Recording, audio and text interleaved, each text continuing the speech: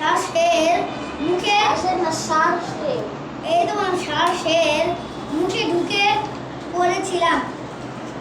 ব্যাং ব্যাং মাথায় ব্যাং মিথ্যা ভয় দেখি খেয়েছে।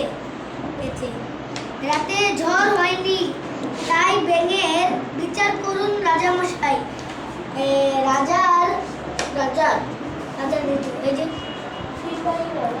রাজার সিপাহীরা ব্যাঙটাকে ধরতে গেল। ব্যাঙ গাছের নিচের গর্তের মধ্যে লুকিয়েছিল। কিন্তু লুকালে কি হবে? ব্যাঙের ঠ্যাং ঠিকই দেখা যাচ্ছিল।